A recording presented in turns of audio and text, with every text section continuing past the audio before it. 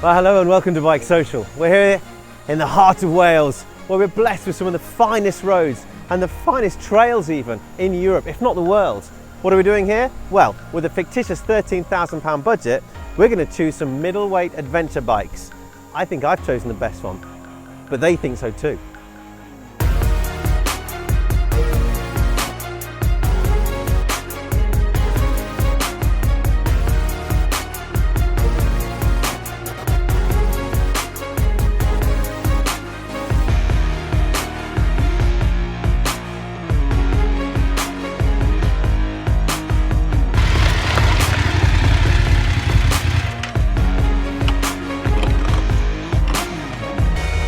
Lovely. Right. Well, it looks like I'm first here. So, this is the meeting point. This is where the others are going to come find me with whatever they've chosen. And, as you can see, I have gone with BMW. This is the 2018 F850GS. 2008 the original model came out, and last year, or before this one, it was an 800, or the F800.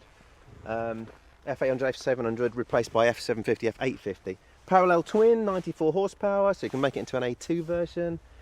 This one's got a premium pack, and I've also chosen the dynamic pack as well, so it gives you things like the dynamic, electronically adjustable suspension, quick shifter, or Gear Shift Pro I think they call it, centre stand, heated grips, TFT display as well, that's an extra. So while the sport version of this model comes in at 10,750, by the time you've added all the extra bits on it, it comes into just under that 13 grand marker, so it's 12,750 for as it looks. I prefer in that motorsport colour. This is green, pond green, although I think technically it's called Pollux, ridiculously. Anyway, so yeah, who's it? Genius photographer, out and out KTM boy. Surprisingly, chosen a KTM. You've got one of those. Yeah, it's green, mate, not black. Yeah. Green. You make sure you mark that. Hey, it looks nice in British racing green. I like that. That's better than its technical term, which is Pollux. That's with a P. So, buddy, that's not a 2018 model. Yeah, it is. But it's taken me this long to get my hands on one, and I've not ridden one before. 1090R. Yeah. So off-road, that's gonna rule. Well, I hope so. That's what I was thinking. But on-road? On-road, I think it's going to be just as good on-road as off-road. It's got a heck of a lot more power, hasn't it? It's got 123 brake horsepower, right? I think. Yeah. So that's 30 more than that. Wow, that's a world away, isn't it? Yeah, but that's got dynamic mode, Uh-huh. which, as I found on the motorway over here, it's really quite lively. Right. It's mega. Makes Yeah. the suspension really set up nicely. Yeah. Good. Well, I got this because I've had a 1050 before, Yeah. and then before that a 990 Super Adventure R. Oh mate, it's KTM all the way then. for Yeah, you. and I thought the best bike they ever built was a Super Enduro, and I'm hoping that this will put all those three bikes together and be my ideal bike. Yeah. Hello, Simon. Hey! What have you got? Let me guess. Yeah. You've got the KTM How and did you've got the BMW. Yeah. Oh, talk about playing to type. And a Triumph, Of course, of course. one of the Flying the flag. 1500 models. I'm that not they going to make. get into the flying the flag thing, but I'll tell you what. You know when you were a kid and used to play top trumps, and Yeah. the biggest number was the winner. This has got 3 cylinders. That's got 2 cylinders, and that's got 2 cylinders. Yeah. I've won. Parallel That's might it. be. Well, that's got 123 brake horsepower. How much has yours got? Well, that's claimed, isn't it? What's If- he make at the back wheel? Well, more than that. This has got 94 horsepower, which Same is the here. same as the BMW. Yeah. But because it's 800cc, it has to rev a little bit harder to get that extra power. So it's got less torque it's got a lot less torque than that. I do like a triple. Yeah. Well, to me, also the engine, the triple, is more road based, and the amount of time that you spend off road on these things, I think the road performance is more important. What's for the, me? That's within the 13 grand budget, is it? Oh yeah. 12,449, I think. Yeah. And the A, what does the XCA, what's that mean? There's different It's got- breeds. it's I got think there's good about stuff on 6 it. or 7 different breeds of Tiger 800. So there's the XRT is the top of the range road model, which is the one with the cast wheels. This one comes with spoked wheels, and it's got the crash bars, and it's got the centre stand, and it's got the TFT dash. So it's the top of the range XCA, which is the off-road version, and obviously it's got the 21-inch front as well. Oh, Japanese.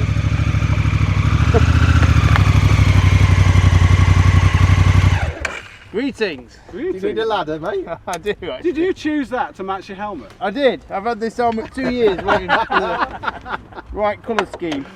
Oh. I give you the adventure sport. Sports. Yeah. Yeah, you can keep it actually. I like the gold wheels and the white frame. It does look good. Yeah, it does. It looks purposeful. German So we've got a origin. Chinese engine, a Thai bike, Off-road pedigree. off-road pedigree built in. Is it still Austrian? Of course it is. And I'm They've always never outsourced it. and pure Japanese. Look at that.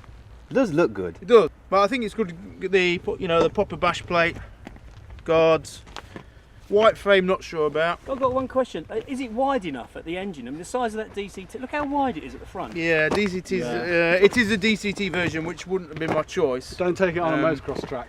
It's butch, isn't it? It is, looks, it is. I mean, it does well look armed. tough. I'll give it that. looks I'll like give it's it just been that. at the gym. That's why I picked it.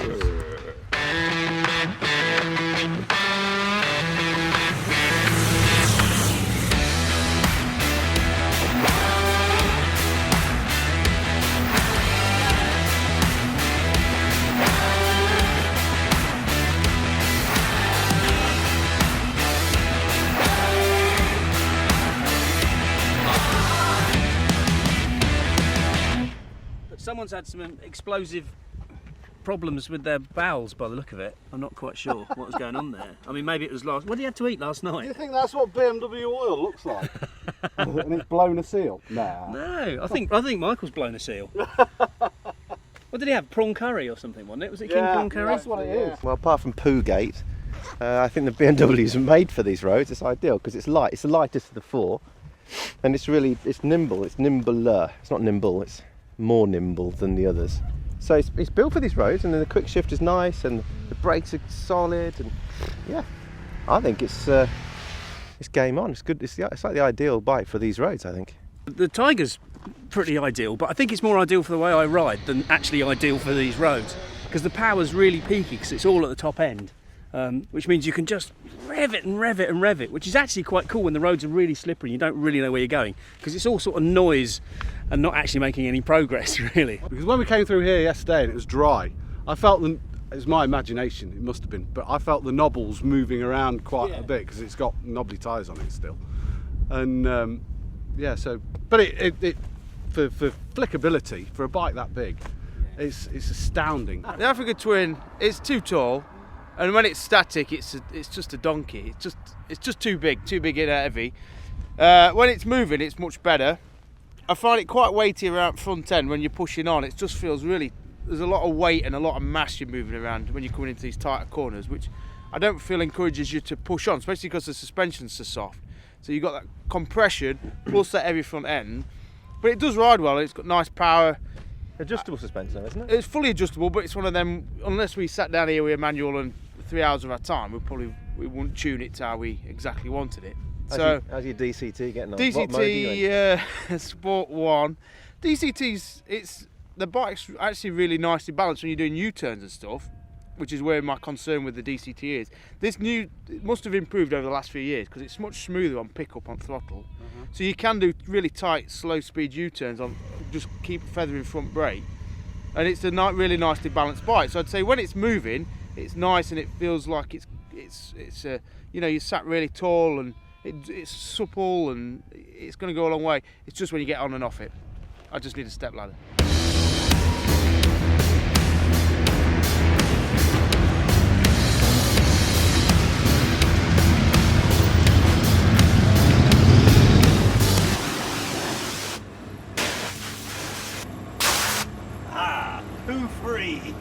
Yeah, I'm impressed with it actually. Yeah, it's a nice thing. The engine's lovely and smooth. It's really tractable. It's a comfortable engine and an easy engine to get on with. Certainly down low in the revs, it's just kind of placid, and that works on two levels. One, it's an advantage because it is nice and soft and smooth, but equally it kind of lacks character. Could I live with it?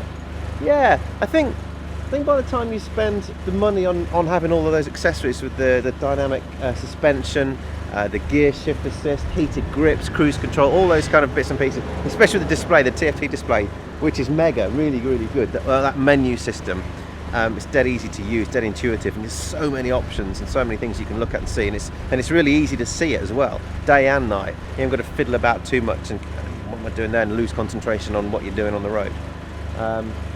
So many good things about this bike. Yeah, it's a good thing.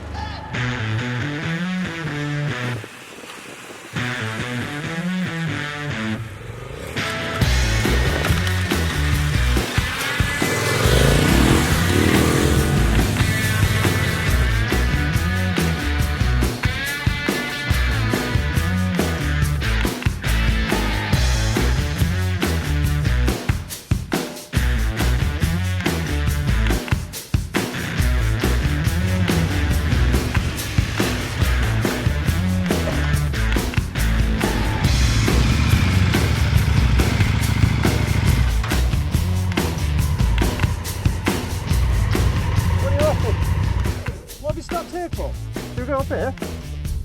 Off-road mode's on, let's see where it goes, eh?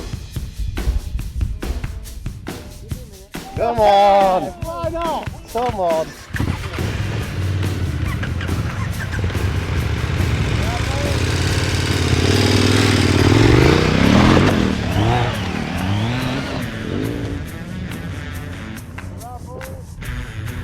Off-road gravel mode. Gravel DCT in sport. Right, we're good to go. Off-road.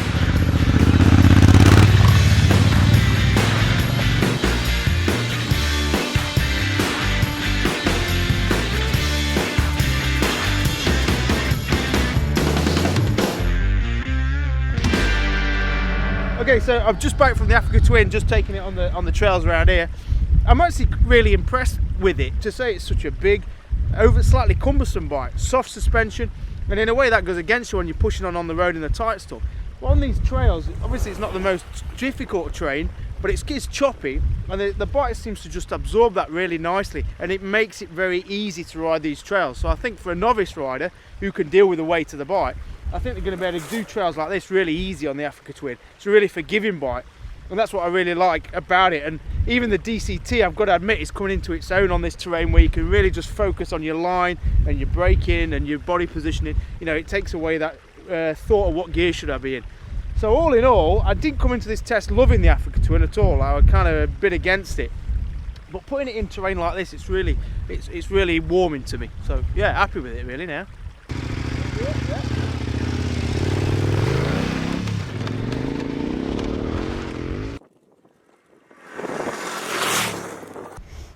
So here I am left with this because Nathan's gone off on my KTM because he wants to have a go on it and compare it with his Africa Twin, which I think when he comes back he's just going to be blown away with how different the KTM is to the Africa Twin, especially on these off-road trails where the KTM probably excels more than any other, well, it must excel more than any other big bike because that's what they do. The grin says it all. Yeah, it's a weapon, isn't it? Yeah. Right, the difference between this and that is just night and day. This is firm, it's rigid, it's chattery, it's aggressive, isn't it? But it's so controllable. Going out that back corner, you could snake it out one way and then it'd come back. Yeah, and a lot of that is to do with its power as well, isn't it? You know, it just feels a shorter chassis, it feels a tighter chassis, it feels more aggressive, whereas that's really wallowy and soft and I mean, it makes, actually, I'd say that's easier to ride on this. On off-road because of the soft. softer suspension. Yeah, it's so forgiving that is. It just, it absorbs all the bumps, whereas this, it's like an enduro bike. It's a knife, isn't it? It is. It is cutting through the path. It just passes it. You'd kill yourself on this. Yeah. But you'd have fun. Yeah. You'd have a nice, enjoyable death. Yeah. You can't say that. Oh, it's wicked. I mean, it's light and day different to that. Yeah. And I'm not saying that it's better for. This would be worse for some people. That's so much more forgiving, but this is so much more focused when you're on it. Yeah. So much more exciting. Well, I've not ridden that, but that's what I thought it would be. Fucking awesome. Yeah.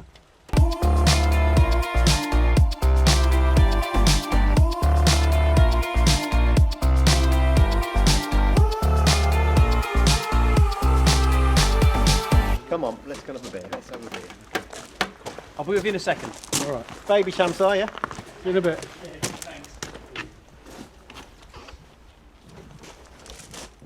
Right, now they've gone, I'll tell you what I think about the Triumph Tiger. I think of these bikes, this is probably the best one on the road because it's been a heck of a ride today. It's been great fun. It suits me perfectly. And if you're into bikes, engines that rev and bikes that you can chuck about and muck about on, then this thing is ideal on the road. The only problem comes when you take it off-road. Now it's got a low seat height, which is pretty good, I think, if you're a bit nervous off-road like I am. But the engine character is completely wrong. So the thing that makes it great on the road, that reviness, that top-endiness, that peakiness, and that smoothness, you don't really want that off-road. What you want is a twin or a single, something that's got some chuggability and that can just dig in and tick over and pull you out stuff. This thing's all wah, noise and thunder, which is no good at all. I think it's really, really comfortable. The ride over here when we came over, not a problem. I think this is the best screen of the bunch. It's actually shaped, it's got a little deflector there, it's got a little vent there, it's got these little side deflectors. So for me, it's the most comfortable on the motorway, it's the most comfortable on A-roads. The suspension's fairly soft, but it's quite pliant and it's quite supple. It's got fantastic brakes. So, you know, I've been riding around on this thinking, I could quite happily live with one of these. It hasn't got the unnecessary complication of the DCT on the Africa Twin. It's a little bit more exciting than the F850, which I think is a bit flat. And it certainly looks better than the F850. And the KTM is playing a different game. It's a bigger engine, it's more exciting, but it's a bit rawer and it's a bit harsher, whereas this is just a bit more civilised. And I think the real key is that if I was asked to choose between the Tiger 1200 and the Tiger 800, I'd probably take the 800. If I was asked to choose between the KTM 1090 and the 1290, I'd take the bigger bike. If I was asked to choose between the F850 and the R1200GS, I'd take the bigger bike. If I was asked to choose between the Africa Twin and the Cross Tourer, I'd probably take neither of them. But anyway, for me, Tiger, winner, no problem.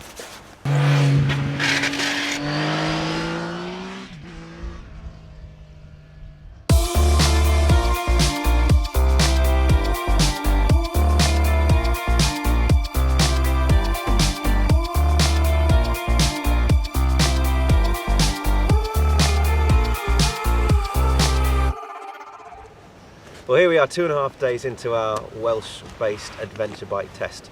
We've covered around 350 miles. That includes motorway, some A roads, some fantastic B roads, and even off-road trails. Up here in the heart of Wales, and I think we've got to a stage where we've almost reached a conclusion, perhaps, about our individual bikes. What I'll do then, I'll work down the line and we'll talk about the good bits and the bad bits. Tippy, you're the KTM. Yep. Give us your top 3 bits about the Top 1090. 3 bits. Chassis is fantastic. The suspension is great, and the engine, which makes a great motorcycle. You get those 3 components right, and it doesn't matter about the rest of it. It's amazing. Yeah. It's worth noting as well that it was sort of the previous king, wasn't it? It's a 2017 model. Yeah.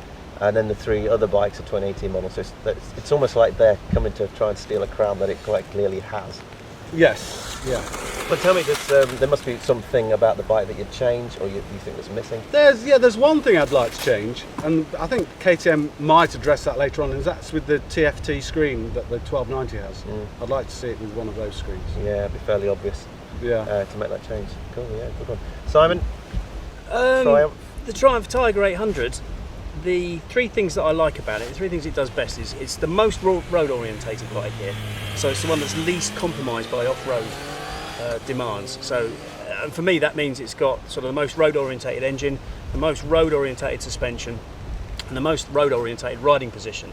They count against it off-road, but on-road they work well. Sure. I also like the equipment level. I think it's got, all the bikes have got some of it. That's got all of it. So it's got the heated grips, it's got the adjustable screen, it's got an adjustable dash, the angle can be adjusted, it's got all the modes, it's got a heated seat as well as heated grips, it's got a centre stand. So it ticks all the boxes in terms of equipment level, which I think is important when you're buying something like this. It comes with a lot. Yeah, and the third thing about it is it's really comfortable. I think it's got the best screen, the best wind management, it's got the best riding position for riding on the road. So they're the 3 things I think. It's pretty much the whole bike. Yeah. Sounds like a good all-around package. That's more than 3 things. I think that you listed about 6. I think if you condense it down, that's the 3 things. And is there anything missing then in that case? Or anything you want to change? No, I can't. It's a really hard bike to criticise. I think if you're after a road-orientated bike, it's with that kind of adventure style. I think it's pretty good. I think if you do go off-road, then maybe a little bit more off-road bias is something you'd want. A bit more suspension travel, a little bit better riding position. Okay. Apart from that, So it claims to be an off-roader, but isn't really. it's not really. Yeah. Nathan, you're on the Africa Twin. I am indeed.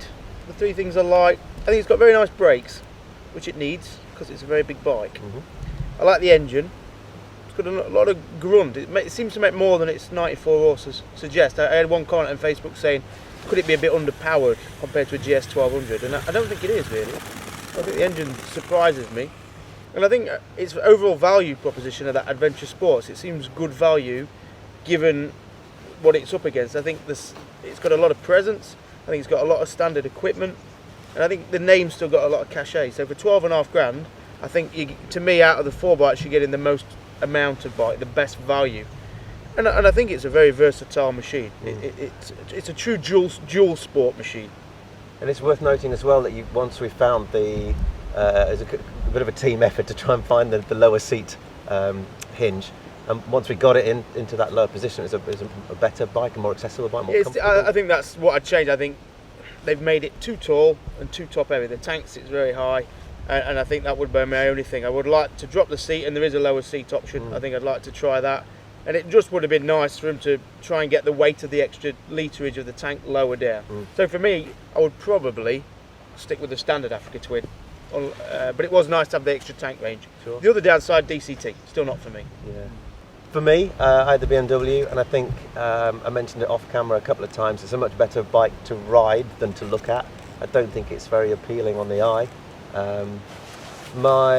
If I had just one criticism to offer you, it would be that it's not a GSA, which it kind of covers. It's a bit of a cheat, really, because it kind of covers the fact that it needs a taller screen, it needs a bigger tank, and it just needs a bit more Beef. something. Yeah, manliness. It's a bit diluted with its appearance.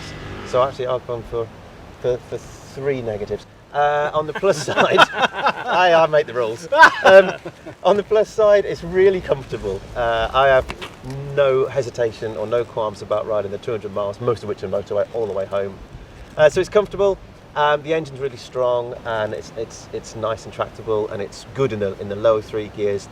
It's almost like they've got 2 batches of gears, which I find really useful. So it's a strong engine, it performs well in that dynamic mode. And I've probably said more than 3 now. But look, we're going to have 4 individual reviews on all these bikes at BikeSocial.co.uk.